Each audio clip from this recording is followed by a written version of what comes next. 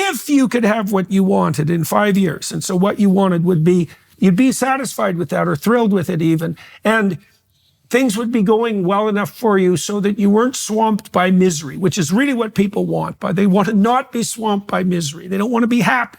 Okay. Right. Yeah. What? Right. Yeah. It's very important to know that. It's a very distinction. Yes. It's a very good distinction. Yes. So then, can you imagine anything that would satisfy you?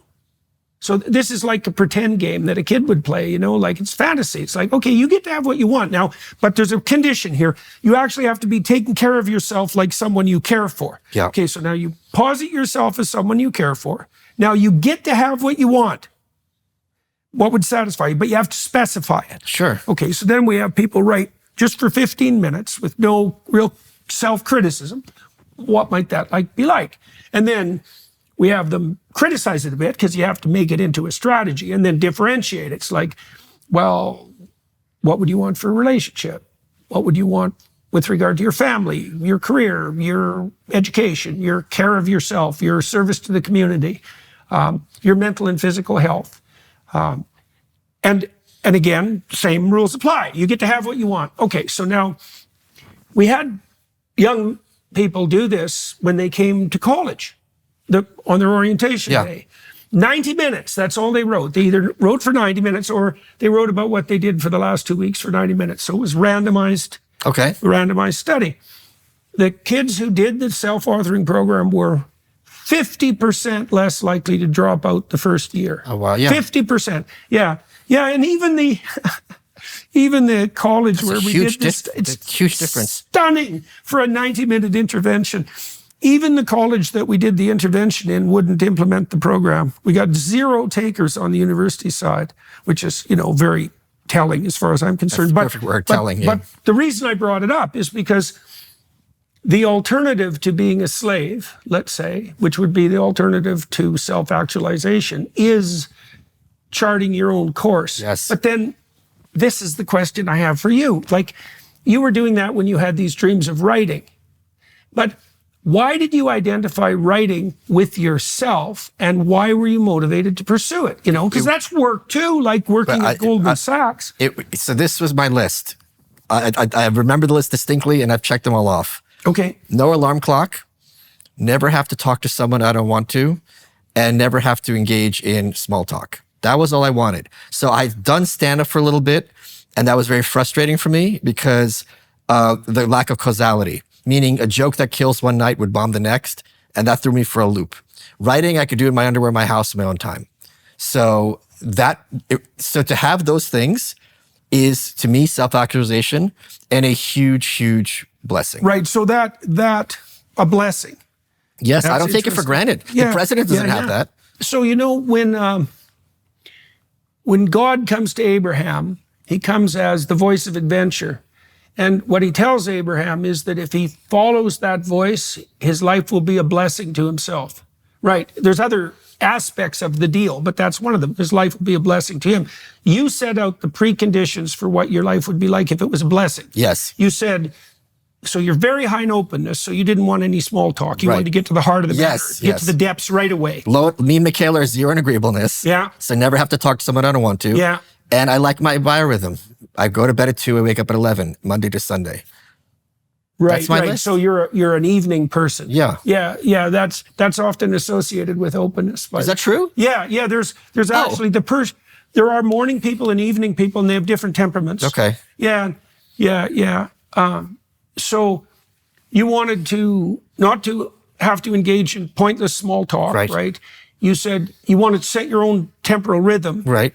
Although, is it disciplined or is it erratic? Or do you just get up at the same time but later in the day? It's organic. You just get up. Yeah. And that's okay, eh? Yeah, it's the best. Yeah. Okay. Yeah, it's better for me psychologically if I get up at a regular time. But that is regular time. It's 11. Oh, but that's what I asked. You get up at 11. Yes. But so it's stable, but it's your choice. Yes. Right. So that I don't have a clock. My body just wakes up. Right. So that means it's not, what would you say? It's not undisciplined. Right? Sure. You know what I mean? I'm very disciplined. Stable. Yeah. Okay. So you wanted not to have to engage in trivial interactions. Right. You wanted to get up on your rhythm. Right. What else? Never have to talk to someone I don't want to. Right. And no small talk. Yeah. Right, Those so are the that's three. part of the small That's talk it. thing. Why do you distinguish them then? You wanted to not have small talk, and you also wanted not to talk to anybody you didn't want to Not talk interact. So not just talk. Like if I don't have to go to some event I don't want to, or be trapped in a to. conversation. Right, so you really wanted to choose the Yes. parameters of your social, Yes. and that's all you wanted. That's Were there it. other things? That was it. I mean, I said if that was my list, I've made it. Like in my head. I like being like now there's other ancillary things like don't look at the check at a restaurant, don't care.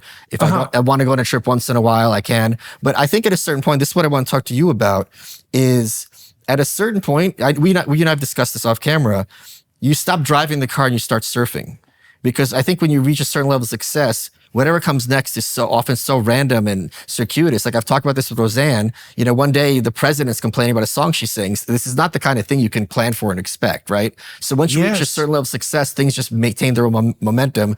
And I talked about this with Rogan also. He's like, yeah, just wake up. You're like, okay, you know, Prince Charles is complaining about me. This is my life. Okay. And you have to accept it. You have that too. You weren't always Jordan Peterson. Yes. Well, so that's there's a specific reason I wanted to bring this up. So when I was writing We Who Wrestle with God, I was looking at their characterizations of the divine. That was going to be the subtitle. We used perceptions instead, but it doesn't matter. What the stories do, as far as I am concerned, or at least one of their functions, is to figure out what principle should be superordinate. Now, you did that. You had 3 parameters for your superordinate principle, yes. and you identified that with yourself, yes. right? That would satisfy me. So the divine in the Abrahamic encounter is the voice of adventure, and so God's covenant, his contract there, because it's put in contractual form. If you follow this voice, then the following things will happen. You be a blessing to yourself. Your name will become known among other people justly. Yes. Right. So that's Check. a good author. Right. That's a good offer, right? Because people want social standing, and that can be gamed and it can be falsified, but it can also be genuine. Yes. Right. Okay. You'll do something of lasting significance. So that's cool. That would be probably for you, maybe your work on anti-totalitarianism. Yes. Right. And then you'll do it in a way that will be a blessing to everyone else. Yes. It'll multiply the pie instead of, and then the association of the promised land with that is that if you follow that call, then the world turns into a field of unpredictable opportunity. Yes. And so that's also an adventure, because you don't know what's going to happen. I know, it is true. That's the opposite of being a slave. No, but I'm telling to the audience, like when you're young, I'm telling you, like, this is the advice I always give them. I say this all the time. Let's suppose you've been an author, right? It's an easy example. Go into the bookstore, look at those crappy books on the shelves that you're like, I can't believe this is a book deal. That could be you. Mm-hmm. You could be that shitty author. Right. Their friends are like, how did this guy get a book deal? And when you put it in terms like that, all of a sudden what would have seemed impossible because of your schooling, like, you're not going to be an author. It's like, oh, wait a minute, I can do this. Or you could be a band that no one's heard of, but you pay the rent and you create your music and you got a dedicated fan base. That's heaven on earth. Yeah, you don't have to be the Beatles. Right. Well, you might not even want to be. Exactly. Mm-hmm. So yeah, look at what happened to John Lennon. Right. So we have this bizarre Pareto distribution in American aspirations where unless you're at the very, very top, you're kind of a failure. And like, that's ridiculous. You don't have to be this hugely successful thing there's also another way of dealing with the Pareto distribution problem, right? Which is, just so everybody listening is clear, is that the bulk of the rewards go to a small minority of people in any field. Now, a small minority of people in every field do the productive work too. So let's not forget. But one of the ways that a sophisticated society deals with that is just by generating an indefinite number of games. Right. Here's a cool thing that I've noticed about people. Imagine that you're kind of out on the Pareto distribution in one dimension. It's like, so you've got specialized knowledge. There's quite a few of you. But if you have specialized knowledge in 2 areas that are distinct, there's hardly any of you. Right. And if there's 3, it's like you're that person. Right. You're the only person playing that game. So that's a good thing for everybody who's watching and listening to know. It's like, get really good at something, and then that makes you exceptional, and you're going to be somewhat successful just because of that. But then if you add another distant skill to that and you overlap them, it's like you're pretty rare. And 3, no one's like you.